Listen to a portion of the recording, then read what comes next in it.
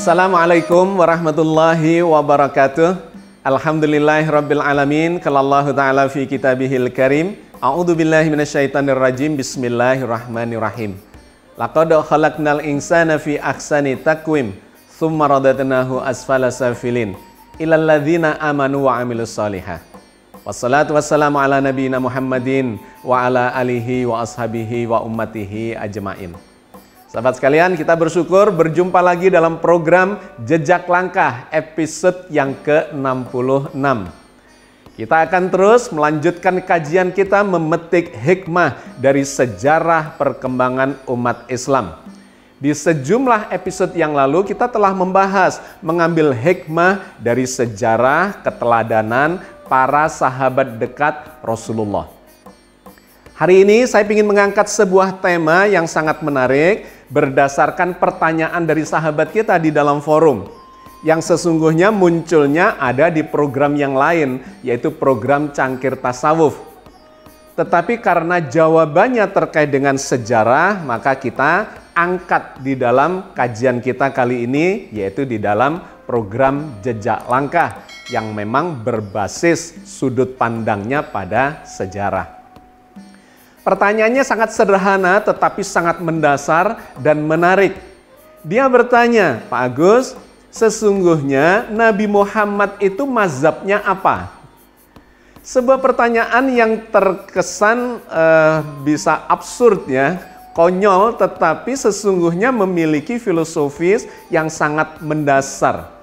Dia mengatakan bahwa dirinya itu adalah awam di dalam agama ini, sehingga mempertanyakan pertanyaan seperti itu. Nabi Muhammad itu mazhabnya apa?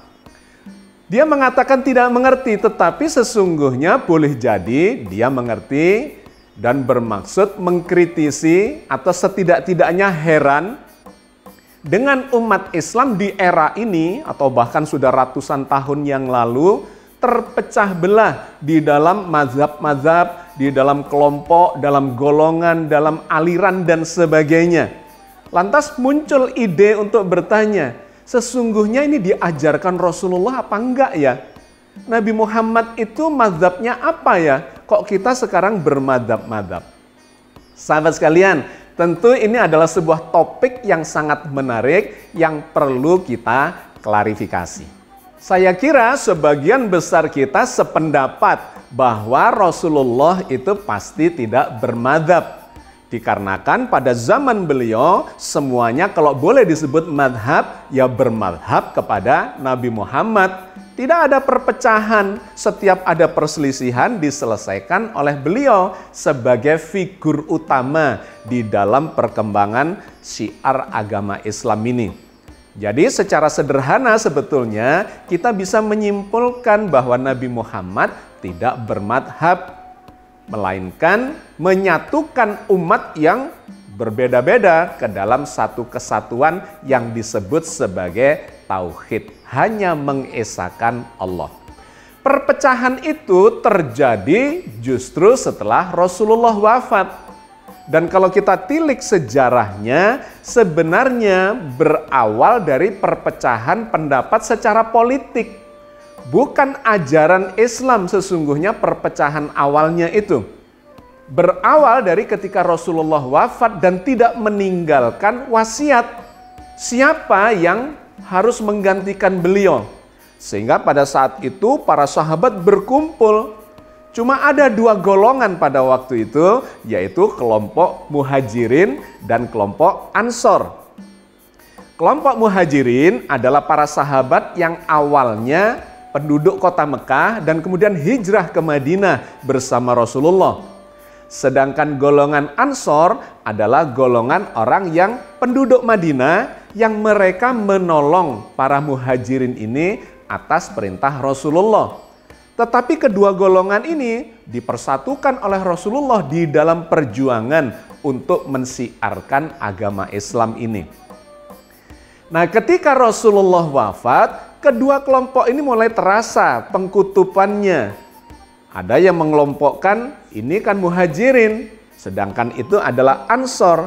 Nah, kemudian muncul perselisihan atau setidak-tidaknya diskusi di kalangan para sahabat Sesungguhnya yang paling berhak menggantikan Rasulullah itu siapa?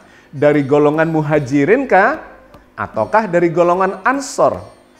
Tetapi pada saat itu kemudian bisa diselesaikan dengan baik. Mereka menyepakati tidak harus muhajirin atau ansor.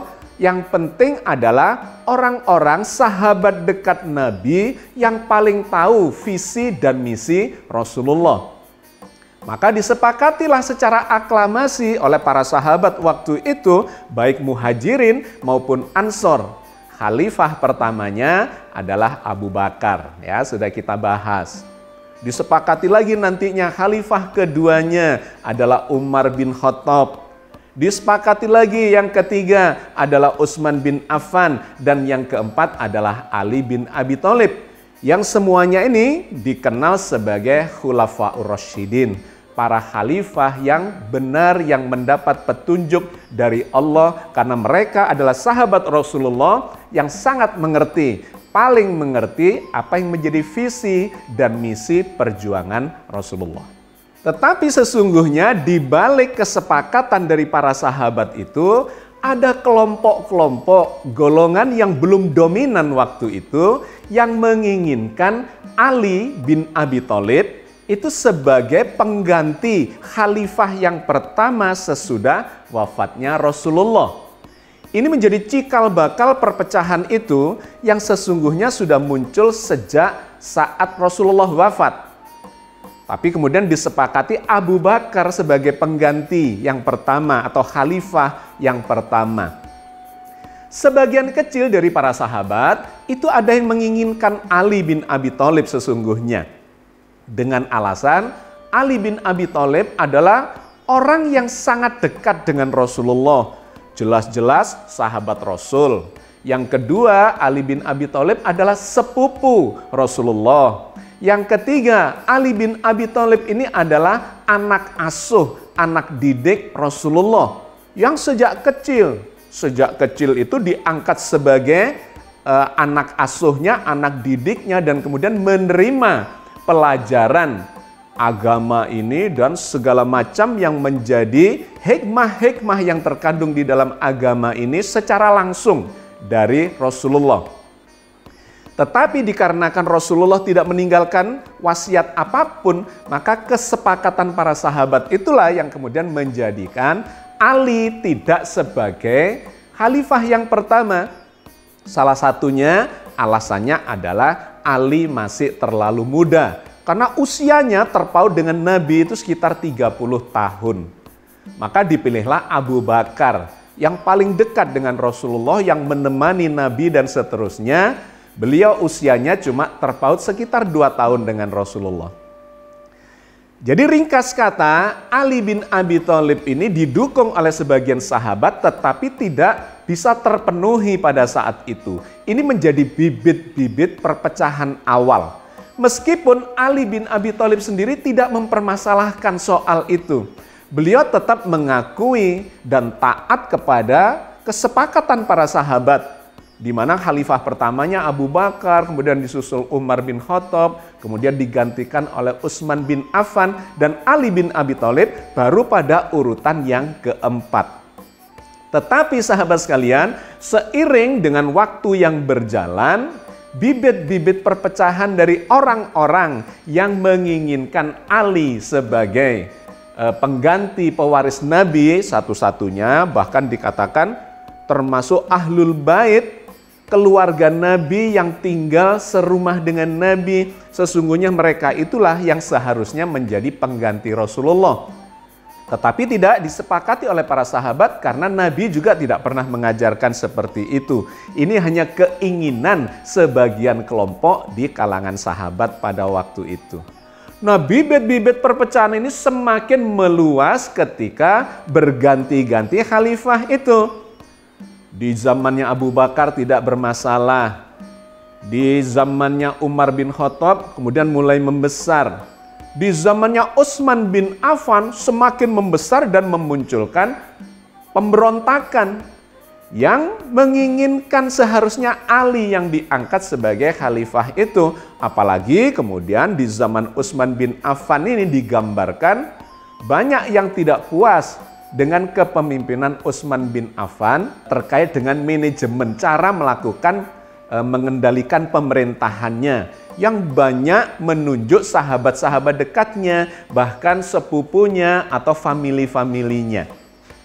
Nah, disitulah muncul pemberontakan dan mengakibatkan Utsman bin Affan terbunuh.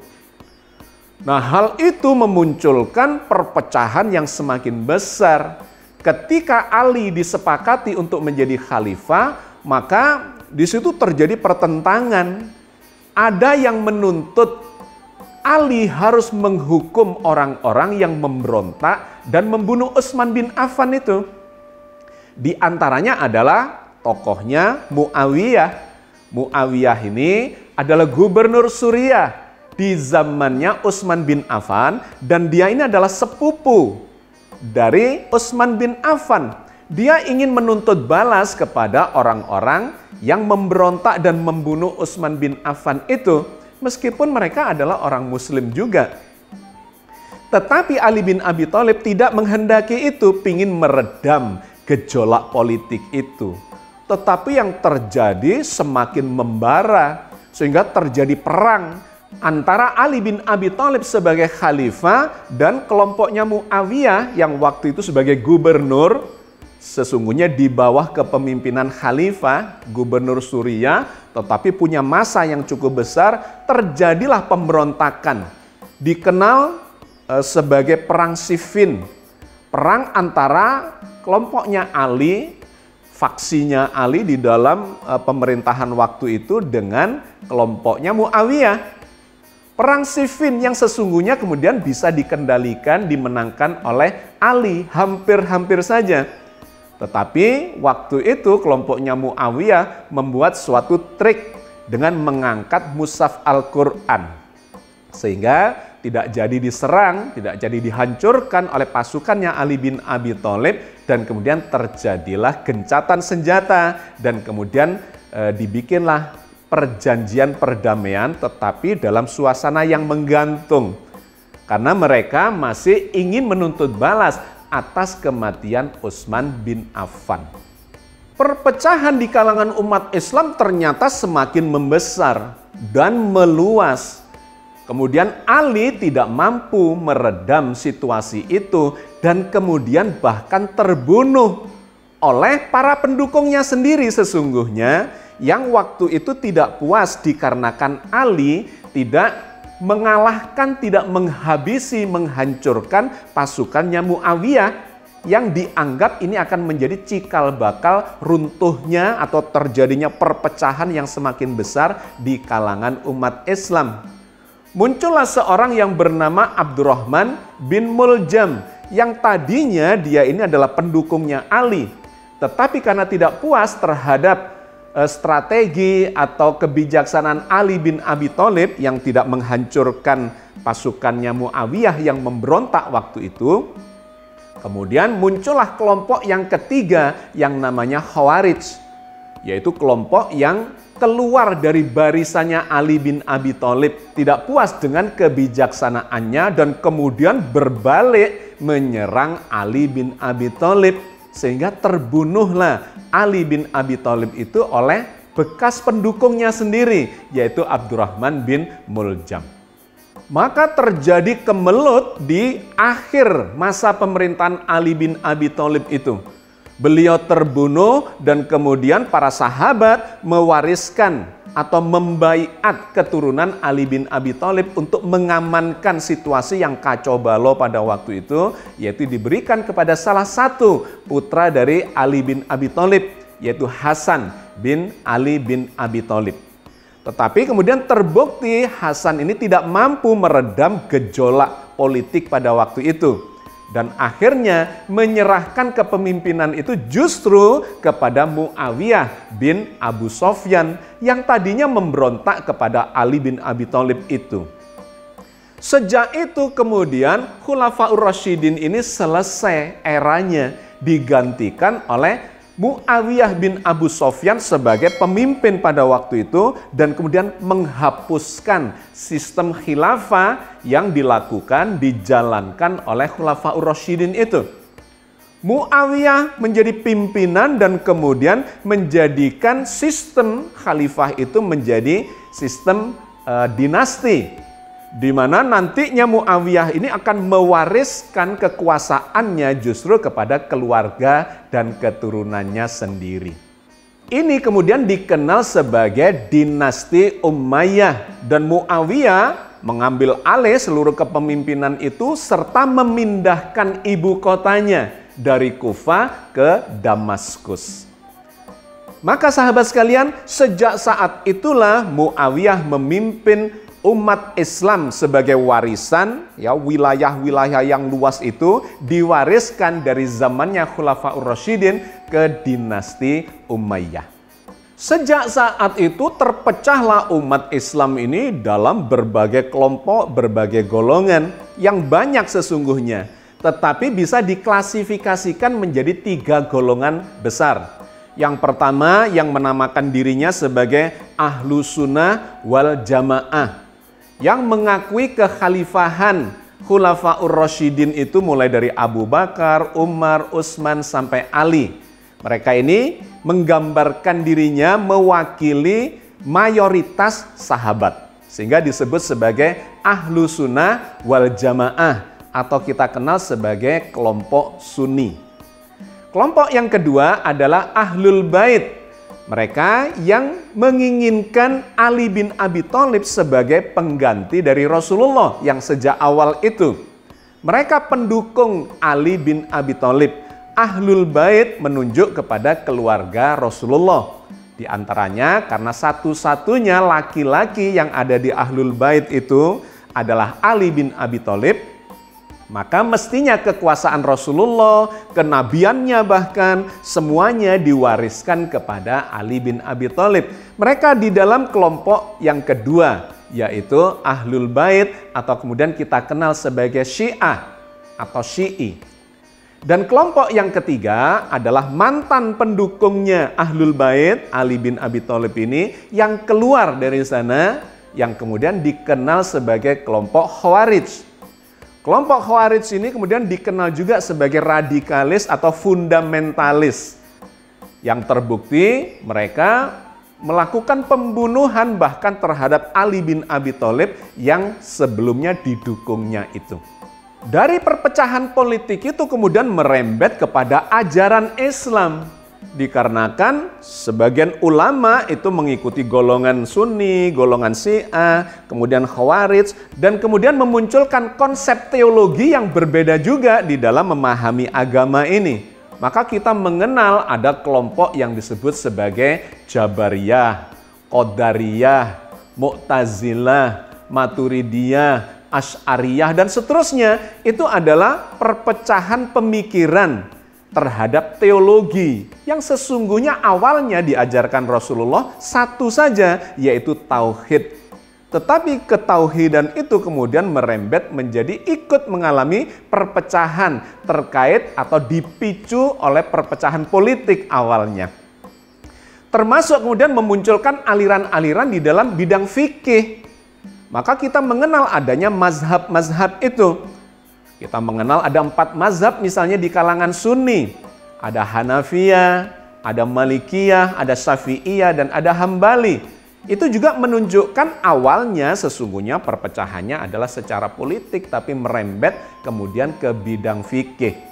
Bukan hanya di kalangan Sunni atau Ahlu Sunnah wal Jamaah, di kalangan Syiah juga terpecah belah dalam banyak aliran. Meskipun kemudian bisa dikelompokkan dalam 4 kelompok besar madhabnya. Yang pertama adalah yang disebut sebagai Syiah Ghulat. Ini adalah Syiah yang paling ekstrim, di mana mereka berkeyakinan bahwa Ali bin Abi Thalib itu adalah titisan dari Tuhan. Ya, jadi sampai dipertuhan. Di dalam kelompok ini terjadi pertikaian dan pertentangan yang sangat keras. Mereka adalah para radikalis dan fundamentalis yang kemudian saling bahkan mengkafirkan dan seterusnya. Aliran ini disinyalir sekarang sudah punah. Ya, itu kelompok yang pertama atau madhab yang pertama, Syiah Ghulat. Yang kedua, di dalam aliran Syiah itu ada yang disebut sebagai Syiah Ismailiyah. Dia ini disebut sebagai imam keturunan dari Ja'far bin Shadiq yang dikenal sebagai imam ke-6 di dalam aliran Syiah, di mana dia adalah keturunan dari Ali bin Abi Thalib. Nah, kelompok ini masih ada, tetapi menjadi bagian yang fraksi yang kecil di dalam aliran Syiah itu. Di aliran ini diyakini bahwa Ismail bin Ja'far As-Shadiq itu kelak akan turun kembali ke dunia ini menjadi Imam Mahdi. Ya, ini adalah madhab yang kedua. Madhab yang ketiga di dalam Syiah dikenal sebagai madhab Zaidiyah, di mana mereka menjadikan Zaid bin Muhammad sebagai imamnya. Zaid bin Muhammad adalah keturunan dari Ali bin Abi Thalib, generasi kelimanya, dari jalur Husain bin Ali bin Abi Thalib. Imamnya adalah Zaid bin Muhammad dan mengajarkan kepada kelompok ini untuk tidak membenci, tidak mencaci maki yang disebut atau dikenal sebagai Khulafaur Rasyidin itu, para sahabat itu, bisa diterima oleh kelompok ini. Syiah yang memiliki aliran moderat menerima perbedaan itu dengan Ahlus Sunnah wal Jamaah. Dan tidak mencaci maki sebagaimana ada kelompok Syiah yang tidak mengakui para sahabat dalam Khulafaur Rasyidin itu kecuali Ali bin Abi Thalib. Aliran ini dikenal juga sebagai Syiah Rafidhah. Sedangkan mazhab yang keempat adalah mazhab yang paling besar, yaitu mazhab Itsna Asyariyah, dikenal juga sebagai mazhab Asy'ariyah, yang mengakui ada 12 imam, di mana 12 imam itu semuanya adalah keturunan dari Ali bin Abi Thalib. Mazhab ini banyak dianut oleh penduduk negeri Iran sampai sekarang. Oke, sahabat sekalian, jadi kita melihat nih dalam catatan sejarah bagaimana awal mulanya perpecahan terjadi di kalangan umat ini. Ternyata berasal dari konflik yang bersifat politik. Nah, di zaman ini kemudian bermunculanlah hadis-hadis yang sangat tendensius yang mengatakan bahwa umat Islam itu terpecah dalam banyak golongan. Ada yang mengatakan 71 golongan, ada 72 golongan, ada 73, dan yang paling benar adalah satu golongan saja, yang ini masuk surga, yang selebihnya masuk neraka. Mari kita baca sebagian dari hadis yang menceritakan tentang itu dari sekian banyak hadis yang tendensius terkait dengan perpecahan politik waktu itu. Yang pertama adalah hadis Muawiyah bin Abi Sufyan. Dari Abu Amir Al-Hauzani, Abdullah bin Luhai, dari Muawiyah bin Abi Sufyan, bahwasanya ia, Muawiyah, pernah berdiri di hadapan kami, lalu dia berkata, "Ketahuilah, sesungguhnya Rasulullah Shallallahu Alaihi Wasallam pernah berdiri di hadapan kami." Kemudian beliau bersabda, "Ketahuilah, sesungguhnya orang-orang sebelum kamu dari ahli kitab, yaitu Yahudi dan Nasrani, terpecah menjadi 72 golongan. Dan sesungguhnya umat ini akan terpecah belah menjadi 73 golongan. Adapun yang 72 akan masuk neraka dan yang satu golongan akan masuk surga, yaitu Al-Jamaah." Hadis riwayat Abu Dawud, Imam Ahmad, dan Al-Hakim. Hadis ini terasa sangat tendensius karena bersumber dari Muawiyah bin Abu Sufyan, di mana dia menjadi bagian dari konflik itu. Mengatakan bahwa akan terpecah menjadi 73 golongan, yang 72 masuk neraka, yang satu akan masuk surga. Siapa itu? Adalah yang sejamaah dengannya. Nah, ini menjadi kontroversial dikarenakan dia menunjuk kepada kelompoknya sendiri, itulah yang akan masuk surga, selebihnya masuk neraka. Kita bisa juga membaca hadis yang semacam ini di riwayat yang lain, yaitu yang bersumber kepada Auf bin Malik. Dari Auf bin Malik, ia berkata, Rasulullah Shallallahu Alaihi Wasallam bersabda, Yahudi terpecah menjadi 71 golongan. Satu golongan masuk surga dan yang 70 di neraka. Dan Nasrani terpecah menjadi 72 golongan. yang 71 golongan di neraka, dan yang satu di surga. Dan demi yang jiwa Muhammad berada di tangannya, umatku benar-benar akan terpecah menjadi 73 golongan, yang satu di surga dan yang 72 golongan di neraka. Ditanyakan kepada beliau, siapakah mereka 1 golongan yang masuk surga itu, wahai Rasulullah? Beliau menjawab, Al-Jamaah. Hadis riwayat Ibnu Majah dan Ibnu Abi Asyim. Jadi sekali lagi terasa tendensinya dikarenakan di akhir dari hadis itu menunjukkan bahwa 1 kelompok, 1 golongan yang bakal masuk surga adalah Al-Jamaah. Hadis yang begini ditemukan lagi di riwayat yang berbeda, diriwayatkan oleh Imam Tirmidzi berikut ini. Dari Abdullah bin Amr, ia berkata, Rasulullah Shallallahu Alaihi Wasallam bersabda, sungguh akan terjadi pada umatku apa yang telah terjadi pada umat Bani Israel, sedikit demi sedikit. Dan sesungguhnya Bani Israel berpecah menjadi 72 milah. Semuanya di neraka kecuali 1 milah saja. Dan umatku akan terpecah menjadi 73 milah yang semuanya di neraka kecuali 1 milah. Para sahabat bertanya, siapa mereka, wahai Rasulullah? Beliau Shallallahu Alaihi Wasallam menjawab, apa yang aku dan para sahabatku berada di atasnya. Hadis riwayat At-Tirmidzi. Jadi sekali lagi hadis ini mengatakan bahwa yang akan selamat masuk surga itu adalah 1 golongan yang disebut sebagai Al-Jamaah. Nabi dan para sahabat yang sepakat pada waktu itu. Oke, sahabat sekalian, inilah hadis-hadis yang bermunculan di era terjadinya perpecahan umat Islam dan kemudian saling mengklaim. Bukan hanya di kalangan ahlu sunnah wal jamaah, tetapi juga di kalangan syiah terjadi perpecahan yang luar biasa. Termasuk nanti kita lihat di kalangan khawarij dan para radikalis fundamentalis, mereka juga terpecah-pecah menjadi beberapa golongan. Nah sahabat sekalian, mari kita bandingkan semua ini, catatan sejarah dan hadis ini dengan perintah dari dalam Al-Quran Al-Karim. Bagaimana yang seharusnya terjadi pada umat ini? Maka kalau kita baca dalam sejumlah firman Allah, di antaranya dalam surat Rum ayat 31 dan 32, maka Allah mengajarkan bahwa mestinya tidak boleh terjadi perpecahan yang semacam itu. Berikut ini firman Allah. Wala takunu minal musyrikin, dan janganlah kamu termasuk orang-orang yang mempersekutukan Allah.